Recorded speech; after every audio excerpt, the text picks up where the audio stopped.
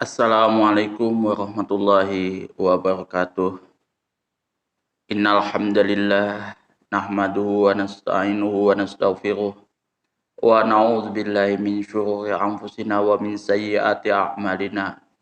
May yahdihillahu fala mudilla lahu wa may yudlil fala hadiyalah. Asyhadu an la ilaha illallah wa asyhadu anna Muhammadan abduhu wa rasuluh. Allahumma shalli ala sayidina Muhammad wa ala ali sayidina Muhammad. Kama shallaita ala Sayyidina Ibrahim wa ala ali Sayyidina Ibrahim. Wa barik ala Sayyidina Muhammad wa ala ali Sayyidina Muhammad. Kama barakta ala Sayyidina Ibrahim wa ala ali Sayyidina Ibrahim fil alamin innaka Hamidum Majid. Rabbi shrah li sadri wa yassir li amri wahlul 'uqdatam min lisani yafqahu qawli. Amma ba'du. Hadirin hadirat jemaah kaum muslimin wal muslimat yang dirahmati oleh Allah Subhanahu wa taala. Kali ini kita akan membahas tentang mashul khuffain yang terakhir di part ketiga. Fal wajibu fi mashul khuffi, dan adapun kewajiban di dalam mengusap di dalam mengusap al-khuffi muzah ma yutlaqu, sesuatu yang didasarkan kepada kemutlakan alaihima atas segala sesuatu, atas sesuatu tersebut, ismul mashi, yang mana nama mashun, mengusap di sini pengertiannya adalah iza kana ala zahiril khuffi, jika ketika mengusap sepatu tersebut, khufun muzah tersebut, ala zahiril khuffi, yaitu pada bagian luarnya muzah. Jadi yang dimaksud mengusap di sini adalah mengusap pada saat ketika kita mengusap muzah tersebut, muzah tersebut pada bagian luarnya. Wala yujzi'u, dan tidak mencukupi, tidak termasuk al-mashu ala batinihi, mengusap pada bagian dalamnya. Wa ala aqibil khuffi, dan juga bukan pada telapak muzah tersebut. Wala ala halfihi, dan bukan pula pada bagian pinggirnya. Wala ala asfalihi, dan bukan pula pada bagian bawahnya. Wasunnatu fi mashihi, dan sunnahnya di dalam mengusap muzah, ayakuna khututan, hendaklah dengan menggaris-garisnya, bi ayyufarija, dengan melonggarkan, al-masihu, dengan melonggarkan bagi orang yang mengusap muzah tadi, baina asabi, di antara jari-jari kakinya. Wala yudauha, dan tidak dalam keadaan mengumpulkan jari-jari kakinya tersebut. Jadi posisi kakinya itu hendaknya direnggangkan seperti ini, ya kan? Digerak-gerakkan pada bagian garis-garisnya. Jadi sunnahnya itu ya digerak-gerakkan kayak gitu, kemudian diusap. Nah, pada bagian garis-garisnya sepatu tersebut. Nah, kemudian di sini kita akan membahas tentang hal-hal yang membatalkan mashu mengusap pada kedua muzah. Wa yubtalul mashu 'alal khuffain, dan sesuatu yang membatalkan pada saat kita mengusap alal khufain, kedua muzah tersebut, kedua sepatu tersebut, bisalah sati asyain, dengan 3 perkara, disebabkan 3 perkara. Bihol ihima, yang pertama disebabkan karena terlepasnya kedua muzah tersebut. Au hol'i, atau terlepas disebabkan dengan melepasnya kedua muzah tersebut. Kita melepas kedua muzah tersebut, itu sudah membatalkan kepada mengusap muzah tersebut. Au khol'i ahadihima, atau salah satu muzah tersebut terlepas. Au inkhilaihi, atau terkeluar. Jadi terkeluar ini sama maknanya dengan terlepas. Au khurujil khufi an solahiyatihi, atau terkeluarnya muzah tersebut dari kebaikan silahiyatil mashi, an silahiyatil mashi, dari kebaikan kebagusannya di dalam mengusap muzah tersebut. Kata haruqihi, kata haruqihi, seperti robeknya muzah tersebut. Jadi kalau misalkan muzahnya robek, meskipun itu muzahnya atau sepatunya itu tidak terlepas tapi robek, itu tidak masuk dalam kategori boleh untuk diusap. Itu jadi harus sepatunya dilepas, baru kita membasuh kaki sebagaimana biasa. Karena itu sudah tidak masuk dalam kategori boleh mengusap muzahnya. Kalau syaratnya kita bisa mengusap sepatu itu, sepatu tersebut masih dalam keadaan utuh, bagus, tidak ada cacatnya, kemudian dia tidak terlepas dari kaki kita selama dalam perjalanan, selama kita menggunakannya. Kalau misalkan terlepas atau dalam keadaan robek, maka sepatu tersebut harus ditanggalkan, kemudian kaki tersebut harus kita basuh sebagaimana biasa pada saat kita melakukan wudhu. Wangqidail muddati, yang kedua disebabkan karena habisnya masa mengusap sepatu tersebut. Wa fi ba'din nusakhi, dan disebutkan di dalam sebagian keterangan matan, muddatil mashi, masa mengusap sepatu. Fi yaumin walailatin li muqimin. Nah, masanya yang kemarin yang sudah disebutkan itu adalah 1 hari 1 malam, li muqimin, bagi orang yang bermukim, wasalasati ayamin, dan 3 hari 3 wasalasati ayamin bilayaliha, dan 3 hari 3 malam, li musafirin, bagi orang yang musafir. Jadi salah satu penyebab yang kedua adalah penyebab yang kedua adalah habisnya masa bagi kita mengusap sepatu tersebut, muzah tersebut. Yang pertama, 1 hari 1 malam bagi orang yang bermukim. Yang kedua adalah 3 hari 3 malam bagi orang yang musafir. Kemudian selanjutnya, wabi'udi mayu jabul ghuslah, disebabkan adanya perkara-perkara mayu jibul ghuslah, sesuatu yang mewajibkan kita mandi, kajanabatin seperti kita junub, au haidin atau haid, au nifasin atau nifas, li labisil khufi, bagi orang yang menggunakan atau yang memakai muzah. Nah, itu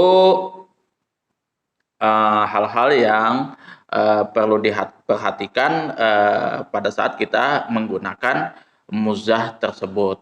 Nah, bisa jadi karena yang membatalkan pada muzah ini bisa jadi karena terlepas. tadi. Jadi pada saat kita bepergian, sepatu tersebut tidak boleh terlepas. Nah, terlepas yang di sini dimasukkan maksudnya adalah dia harus ngepres ya bersama dengan kaki kita, kemudian apa ya silahiyatil mashinya tadi tetap terjaga. Jadi sepatunya itu betul-betul dalam keadaan bagus itu dipergunakan untuk berjalan. Kalau misalkan sepatunya tadi sudah dalam keadaan tidak layak pakai, robek, menganga seperti ini, misalkan ya, itu sudah tidak masuk dalam kategori apa boleh untuk diusap. Jadi dia harus ditanggalkan, dilepas, baru kita berwudu sebagaimana biasa, membasuh kaki sebagaimana biasa di dalam wudu.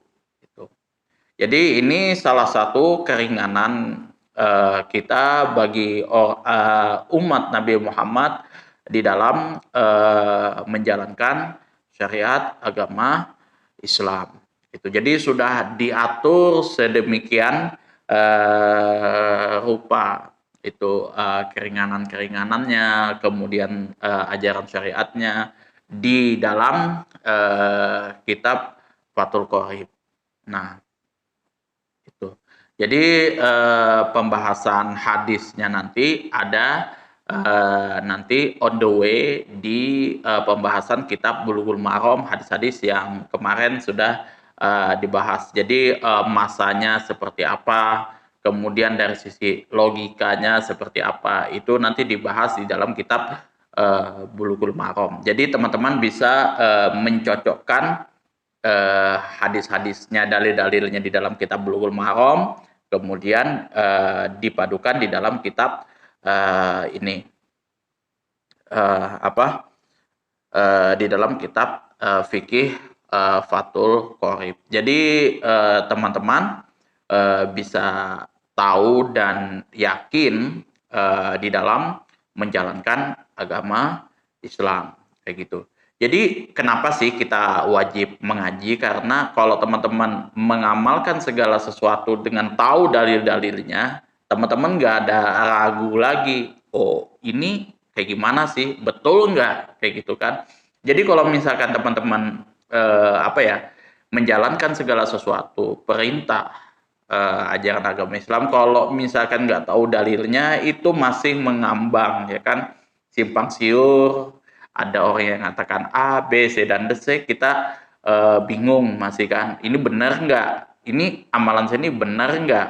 Nah, tapi kalau kita sudah mengkaji kitabnya, kemudian kita sudah tahu dalil-dalilnya, maka insya Allah tidak ada sedikit pun keraguan bagi kita di dalam menjalankan syariat Islam. Itu sudah sesuai dengan sunnahnya Rasulullah Shallallahu Alaihi Wasallam. Kalau toh pun memang ada beberapa ya organisasi ormas atau apa yang istilahnya membuat buku, misalkan sholat sesuai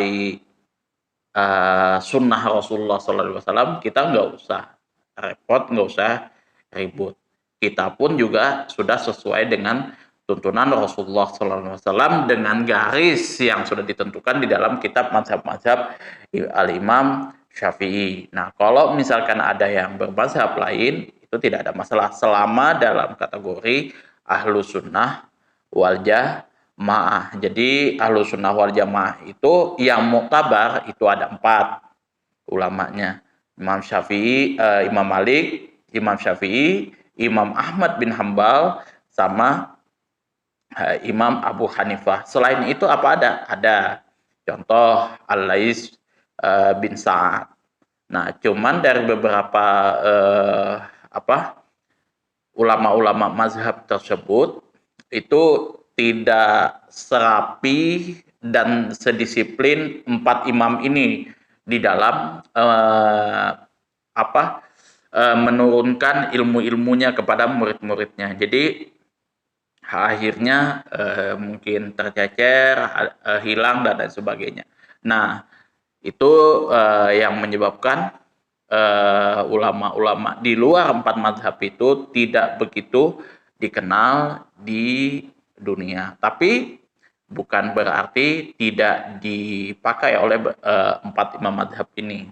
Masih banyak dipakai rujukan oleh ulama-ulama 4 mazhab ini. Salah satunya adalah Al-Imam Syafi'i.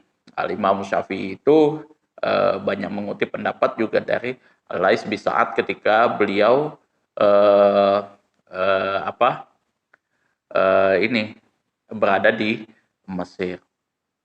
Itu bahkan Al-Imam Syafi'i mengatakan Al-Lais bin Sa'ad lebih paham ketimbang Imam Malik. Nah, seperti itu. Jadi di zaman dulu itu memang juga ada perbedaan-perbedaan pendapat. Memang kontras juga perbedaan-perbedaan pendapatnya. Nah, cuman kalau di dalam kitab Fathul Qorib ini masih belum dibahas tentang perbedaan-perbedaan pendapatnya, sebabnya kayak gimana. Ini hanya fokus pada pendapat-pendapat dari ulama-ulama yang bermadzhab Syafi'i. Dan diatur di sini, dicetak, ditulis, disusun oleh pengarang kitab Fathul Qorib itu straight satu garis berdasarkan pendapat mazhab Al-Imam Syafi'i. Jadi kalau teman-teman beramal mengamalkan segala sesuatu berdasarkan kitab Fathul Qorib itu tidak ada masalah. Nah, banyak yang membahas kemarin itu tentang niat, ya kan? Niat. Yang mana kalau misalkan ya orang NU itu niatnya berbarengan dengan pekerjaannya kayak gitu. Nah, di dalam beberapa kitab kitab Fathul Qorib itu dibahas di situ. Jadi di situ yang namanya niat itu adalah qasdu syai' muqtarinan lihi. Itu kitab Fathul Qorib. Itu. Jadi kalau ada yang membantah dengan logika-logika cocokologi yang memang mungkin belum masuk di akal bagi saya masih belum saya ketepikan seperti itu. Karena memang kalau di dalam mazhabnya Imam Syafi'i, kitab Fathul Qorib ya seperti itu dibahasnya. Qasdus syai' muqtarinan lihi. Menginginkan segala sesuatunya, menginginkan segala sesuatu yang berbarengan dengan pekerjaan tersebut. Nah, misalkan contoh, ya kan, kita takbiratul ihram. Nah, niatnya di mana? Nah, pada saat berbarengan pada saat takbiratul ihram. Jadi niat kita sholat itu berbarengan pada saat takbiratul ihram. Nah, kalau misalkan di luar dari itu apa sih maksudnya? Misalkan di luar dari itu kita niat ya kan? Kita kan sebelum sholat, jadi saya lanjut ya. Tadi terputus.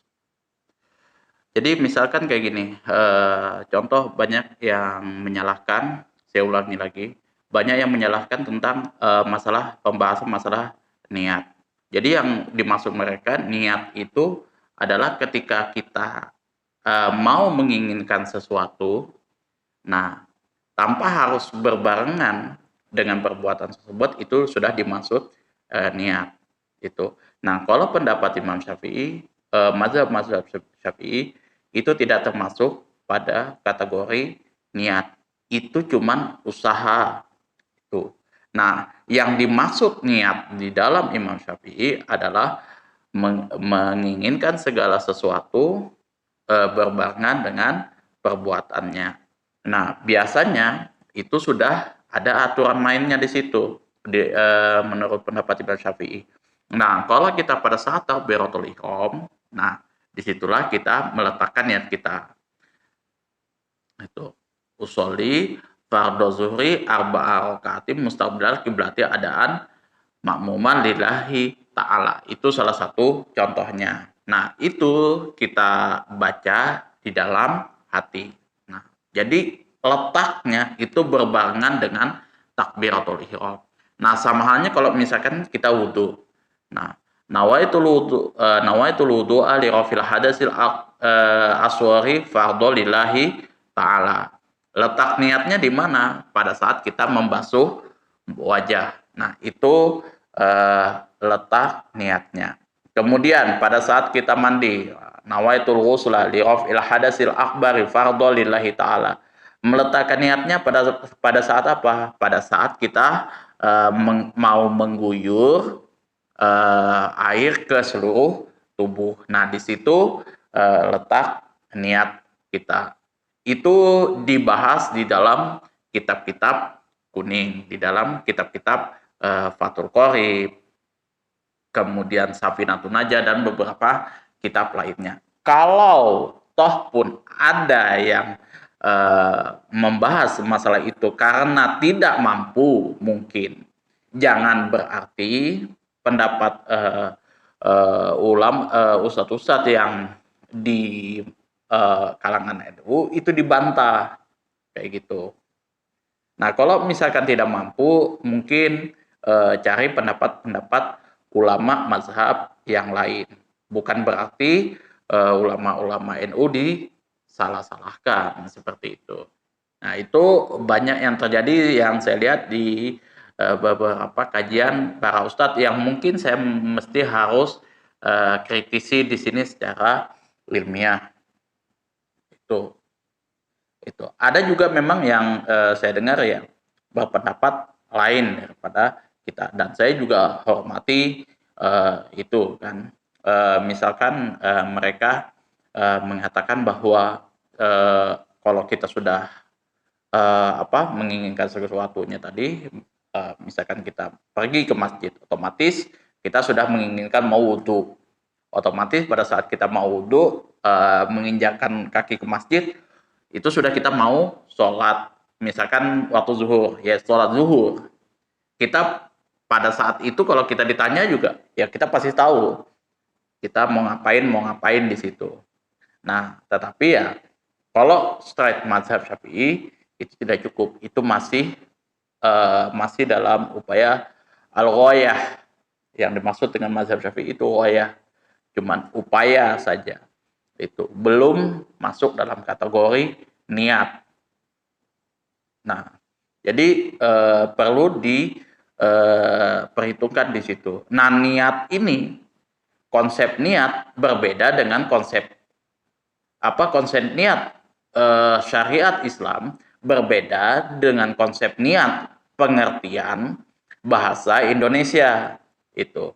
Jadi kalau misalkan ada ustadz-ustadz yang mengatakan bahwa ya kita menuju segala sesuatu itu sudah niat, mohon maaf, itu dalam kategori itu dalam konteks apa? Kalau misalkan dalam bahasa Indonesia dengan perilaku kita hari-hari, ya itu sudah masuk. Tapi apakah itu sesuai dengan tuntutan para ulama? Yang dimaksud dengan ulama itu berbeda. Itu. Yang dimaksud dengan niat sudah disusun oleh beberapa ulama, salah satunya adalah mazhabnya Imam Syafi'i. Dan memang di sini ada perbedaan pendapat pada zaman dulunya, dan itu memang sudah umum, ya perbedaan pendapat yang umum, dan memang itu sudah tidak usah dipertikaikan. Jadi kalau NU biasanya yang saya tahu itu niatnya itu berbarengan dengan pekerjaan. Dalilnya di mana? Ya, di beberapa kitab ilmu fiqh. Salah satunya adalah kitab Safinatun Najah, Fathul Qorib, dan lain sebagainya. Itu dibahas secara detail di situ. Nah, apakah itu tidak sesuai dengan sunnah Rasulullah? Ya sudah sesuai itu. Yang namanya ulama-ulama ahli fikih mengarang kitab fikihnya itu nggak sembarangan, tetap juga berdasarkan sunnah Rasulullah SAW. Hanya saja ada beberapa kitab yang memang tidak disebutkan dalil-dalilnya. Nah, contohnya seperti kitab Fathul Qorib dan kitab Safinatun Najah. Itu dalilnya tidak disebutkan. Bukan berarti kedua ulama di ini mengarang kitab asal. tapi untuk mempermudah teman-teman di dalam mengamalkan, di dalam mempelajari agama Islam. Sudah dibahas di dalam mukadimah. Nah, sama halnya dengan kitab Bulughul Maram. Kenapa dibikin pendek? Sanadnya tidak disebutkan, bukan berarti Ibnu Hajar memanipulasi hadis, tetapi di situ dipergunakan untuk mempermudah teman-teman di dalam mempelajari hadis. Nah, itu yang saya selalu tekankan, semangat kita di dalam memahami agama Islam itu selalu saya tekankan ke teman-teman semuanya, gitu. Jangan sampai teman-teman mudah diprovokasi ataupun juga memprovokasi. Itu tidak boleh dan tidak diperkenankan.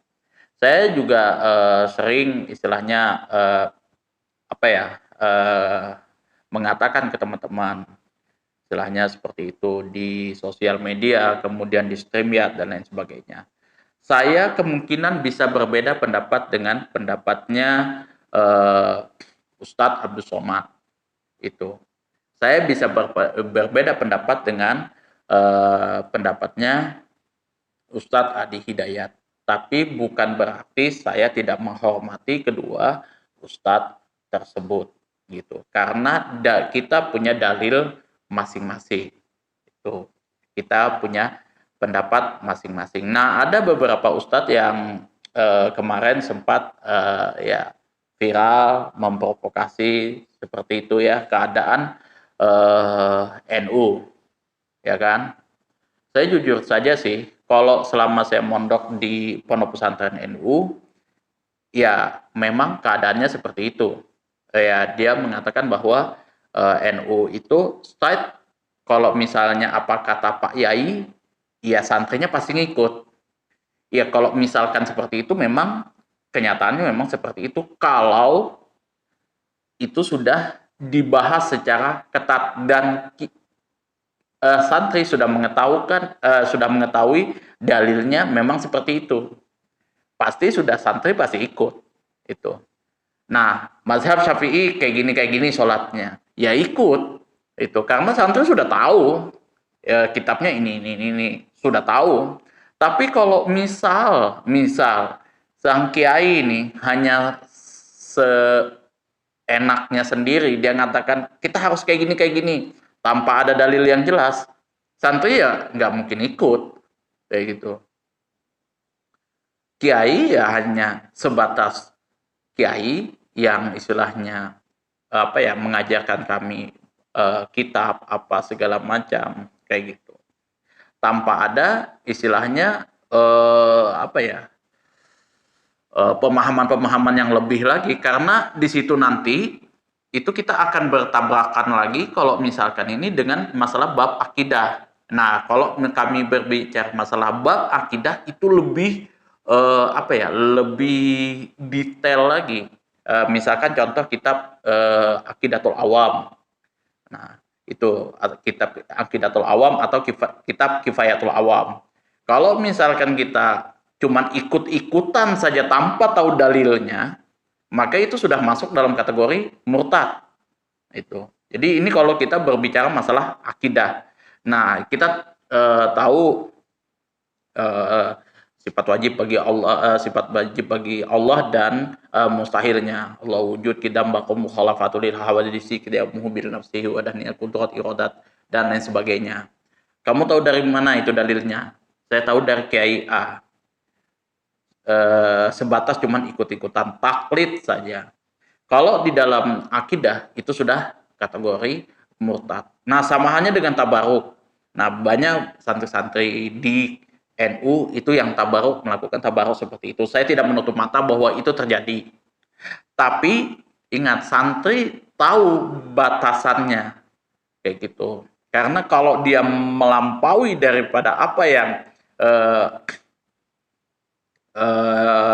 berekspektasi melebihi daripada apa yang sudah digariskan oleh syariat Islam, maka kemungkinannya nanti bisa akan murtad, mengagungkan lebih daripada segala sesuatu, maka nanti jatuhnya ditakutkan murtad.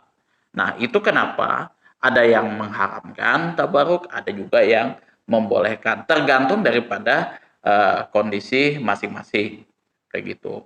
Nah, Al-Imam Syatibi mengharamkan tabaruk di dalam kitab Al-Itisam. Kenapa? Karena takut, dikhawatirkan berekspektasi melebihi daripada standarnya. Nah, kalau sudah kita berekspektasi melebihi daripada standarnya, takut-takut itu nanti bisa jatuhnya kepada kesyirikan. Itu yang dibahas detail di dalam kitab Al-Itisam. Kenapa Al-Imam Syafi'i mengharamkan tabaruk, tidak membolehkan tabaruk. Itu detail dibahas di dalam kitab Al-Itisam Imam Syatibi itu. Jadi kemarin Ustadz siapa ada itu ya yang mengatakan bahwa santri itu ya ikut apa kata Pak Yai, ya, tapi tidak semua aspek kayak gitu. Saya bisa jadi berseberangan dengan Kiai Al-Amin karena jujur aja pondok Ummul Qura itu ya istilahnya musuh bebuyutan kami kalau misalkan di dalam apapun termasuk di pramuka itu pondok pesantren Ummul Qura itu musuh bebuyutan daripada pondok pesantren Al-Amin, tapi bukan berarti kami tidak menghargai Kiai Al-Amin. Kami masih merespek apapun pendapat-pendapat Kiai Al-Amin. Nah, seperti itu juga Kiai Al-Amin mesti respect dengan pendapat-pendapat Kiai kami seperti itu. Apapun itu ya, kalau kami zaman dulu tidak pernah yang ya mengkafir-kafirkan satu sama lain, meskipun ya keadaannya mengharuskan seperti itu. Keadaan yang mengharuskan seperti itu, contoh misalkan pendapat Imam Syafi'i. Seperti ini ya. Misalkan contohnya yang sudah saya bahas kemarin itu masalah Bismillah.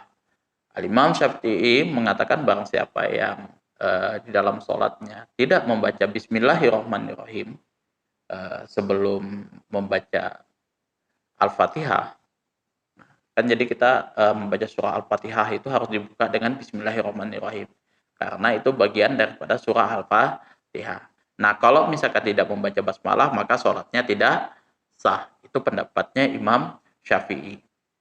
Klop sampai di situ. Jangan dibawa kemana-mana, jangan diprovokasi kemana-mana. Karena ada ulama yang tidak menggunakan basmalah, yang tidak membaca basmalah. Salah satunya siapa?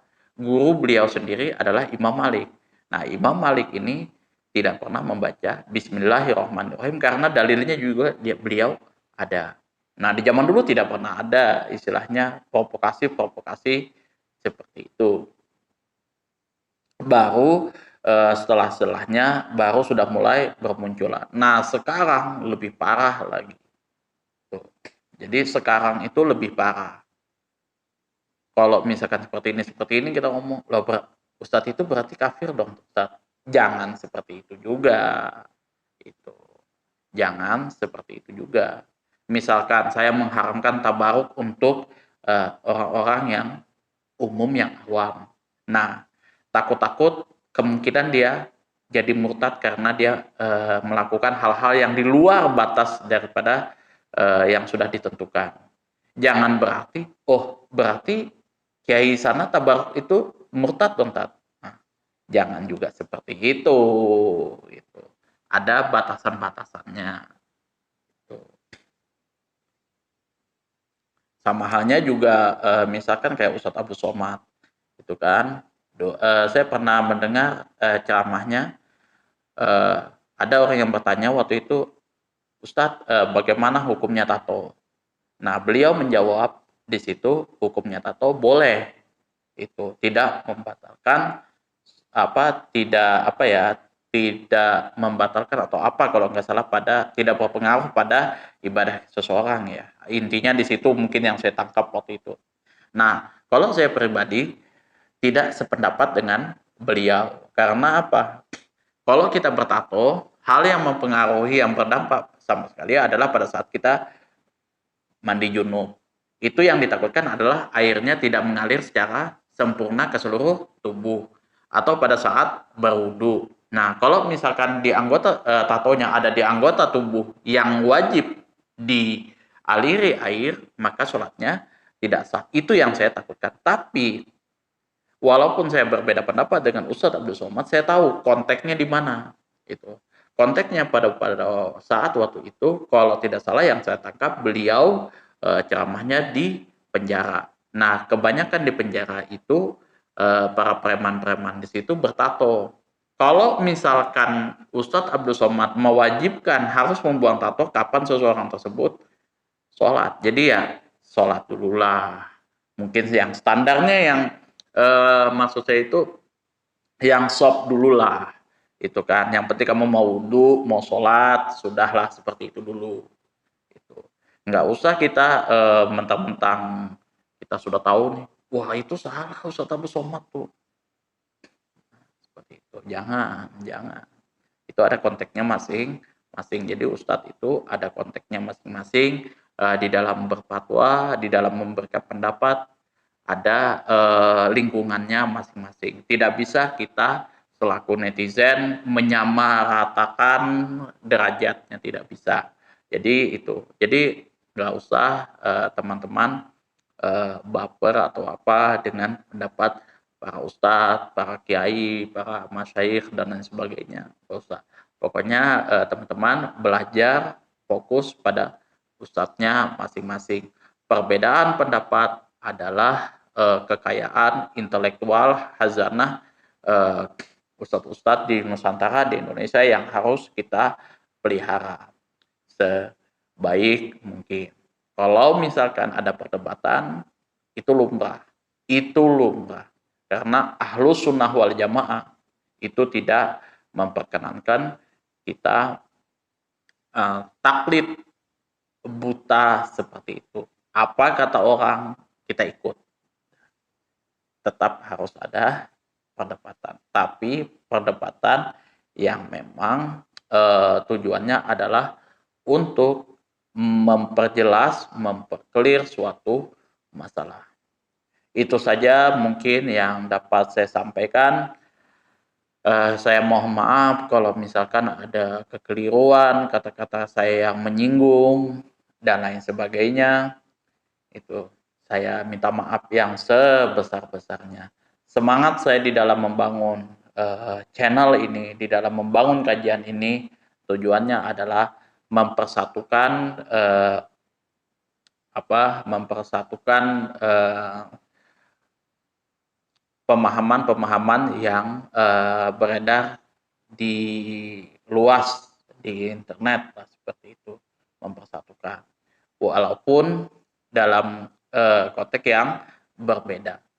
Itu kalau misalkan kita mau mengatakan bahwa kita harus bersatu dengan satu pendapat, itu mustahil. Tetap ada perbedaan pendapat. Tapi bagaimana kita menghormati satu sama lain dan tetap harus menjaga persatuan dan kesatuan, kerukunan, dan lain sebagainya. Jangan sampai kita terpecah belah dengan beberapa perbedaan pendapat. Seperti itu. Mengkafir-kafirkan satu sama lain. Walaupun konteksnya memang seperti itu. Tapi dengan mengkafir-kafirkan unsur kebencian itu yang dilarang oleh Allah Subhanahu wa taala. Akhirul kalam. Assalamualaikum warahmatullahi wabarakatuh.